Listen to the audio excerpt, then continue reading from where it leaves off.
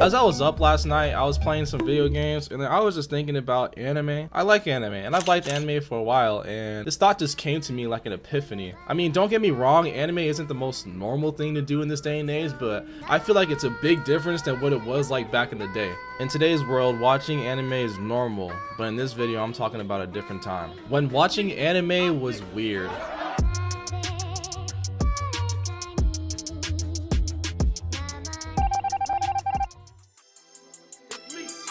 Yeah, boy. If you watch anime back in the day, it was like eating a New York strip steak in a vegan restaurant. You kind of just got like judged very hard. Back then, this was weird. Nowadays, it's alright. Okay, hold on, wait. It's still weird. I don't know where I was going with that. Let's go back to the very early stages of anime.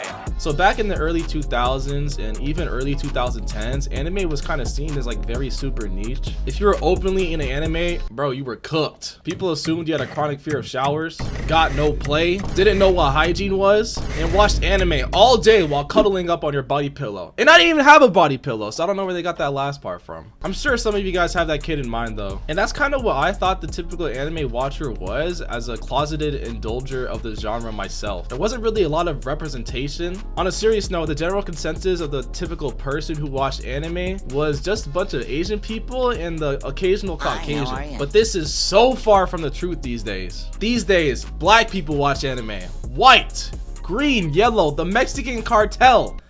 The Mexican cartel. Isn't that crazy, bro? Bro, the Mexicans don't play about Dragon Ball down there. Like, it's crazy. It really is. Look, I grew up here in the US, and anime was early on mainly only popping in like Asian countries, specifically Japan, the country of origin. So, and the anime influence on the Western world wasn't really, you know, going too crazy yet. And me, I'm 19, about to turn 20 years old, and I grew up like before the whole streaming like Funimation, Tubi, most importantly Crunchyroll kind of came about. And the only way I had access to watch anime was staying up late at night. And when I was a kid, that was hard. Like late at night, if you watched on Adult Swim, you could watch some Dragon Ball, Inuyasha, Cowboy Bebop, the Boondocks. Okay, look, I'm gonna get back on the Boondocks because I have something to say about that later. It was very limited for me to actually watch anime. It's not like today's day and age where you could just boot up like a website and just watch it. So I would like barely even watch anime, and I remember the first time I actually got into one was when I was on Netflix when I was like 8 or 9 years old, and I booted up trying to watch some SpongeBob. Yes, SpongeBob was on Netflix. I don't, that's just crazy to me because I would never imagine that. But yeah, SpongeBob was on Netflix, and as I was scrolling to SpongeBob, I saw this. It was this little show called Death Note. I was hooked. Congratulations, little bro, but quick question. What does this have to do with watching anime being weird? Thank you, President Barack Obama. Let me tell you exactly what was so significant about this. I thought Death Note was so sick in elementary school, but I didn't have anybody to talk to about this anime. And why was that? It's because it was weird. Yeah, I'm gonna be saying weird a lot. I mean, it's in the title. You kind of expected it, right? But it was weird. Imagine if I brought up the fact that I watched anime in elementary school. Oh, I would be cooked. Wearing any sort of anime merch at the time would just be mad corny. I would lose so much aura. It didn't matter how fast I ran during recess. It didn't matter how many chairs I picked up when the teacher said they need a strong little boy to help out, and I always took that role.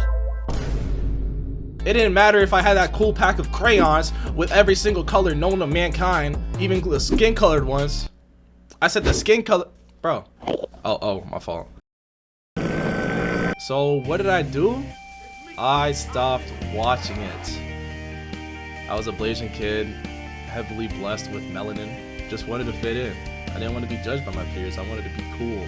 I didn't want to be an outcast. And I know I'm not alone in this because I ask a lot of people about how it was like back in the day, and they can kind of relate to me on this level. I'm with my friends here who are weeps. TJ, did you ever get bullied for watching anime? Sion, did you ever get bullied or made fun of for watching anime? No, I didn't. No? Yeah, I did. Yeah, that's what I thought. Yeah, I did. I asked the same questions to my coworkers, and here's what they said. My manager, Darlene, she said, yes, and I still get made fun of till this day. My boy Luciano, he said, nah, I made fun of anime kids until I started watching it after I graduated and thought it was pretty cool. My funniest one I got was from my homeboy Tio. He said, I never told anybody I watched anime. One time I did a fireball jutsu in class and these girls thought I was doing sign language. I feel you, Tio. I let society conform my adolescent mind.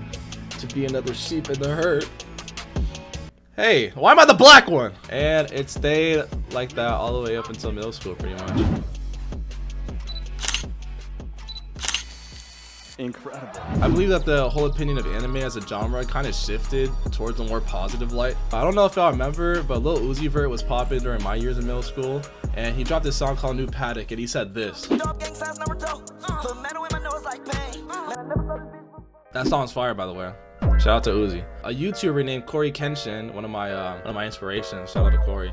He was becoming mainstream with his name literally influenced by a popular manga series, Rurouni Kenshin. RDC World 1, a group of friends literally just making skits about like different anime parodies and black pop culture. It really resonated with me. I feel like I had some level of representation. Shout out to RDC World 2. I'm thinking of making some skits. Let me know how y'all would feel about that. That was nice. I was seeing people like myself make these references to anime, which I thought was weird at the time. Naruto did a collab with Adidas. Louis Vuitton did a collab with Final Fantasy. Anime merch was genuinely becoming fashionable. It wasn't mad corny like it was back in the day. I mean, you got Zoomies, Hot Topic, Spencer's, like all these shops you would find in the mall. They really started to capitalize on this anime merch because you can see if you go into any of these shops today, there's so much anime merch and it's becoming so more mainstream, and it's like, it's cool. It's really sick. You could walk into school or like, you know, just hang out with your friends and wear some like sick ass merch and no one really even bat an eye anymore. It was nice. This is where I call the golden age of anime, for real. Attack on Titan, One Punch Man, My Hero Academia. Anime was going off. It was going on a generational run. It was like 2016 Golden State Warriors. It was like chapter 1 season 3 of Fortnite Battle Royale. I don't know, it was sick. It was nice. At my school there was an anime club, and it allowed kids to socialize about anime without being judged and being weird. And look, okay, hold on. I'm being the mic close. Look, I'm gonna be 100% transparent. I never went to anime club, but I've heard good things. Many bad. Many bad. Yeah, it was, yeah. But you know, it's not about the actual club. It's about, you know, the representation, you know, you feel me? It's like, I don't know. It's about just people being able to express themselves. And that's what's really cool about anime. It's like there's not a lot of judgment within the anime community, unless you're on some really weird shit, but that's in general. But like there's less judgment within the community, and it allows people to express themselves. What I'm getting at, that's sick. All in all, during this time, anime still wasn't close to being normal, but it's kind of getting to that point where it's starting to become more tolerable. Everyone's kind of coming to this general consensus that anime isn't just Pokemon and tentacles. I'm not gonna further elaborate on what tentacles means. It's like, because you know, tentacles is like it's like a code word. And if I do elaborate on tentacles, it would involve with me being demonetized. But you know, if you use your mind, you know, I'm sure you can. Yeah, let's just yeah. But people kind of realized that anime was just cartoons from Japan. During middle school, I actually started becoming friends with people who watched anime, and they were normal. This never happened to me up to this point. I never thought that I'd be able to talk to somebody about anime without, you know. I feel like everybody up to this point in my life, whoever I talked with about anime, they were the stereotypical anime kid, you know, just didn't really shower. But you know, this was like a crazy turning point in my life, with middle school being possibly the most insecure and, you know, socially awkward of mine and any other child's life. Being able to talk with somebody about something that was weird without being judged was it was huge for me. And from this point forward, things kind of only go up from here with anime. I don't know, anime was just less dogged on, more praised, more normalized. It was nicer.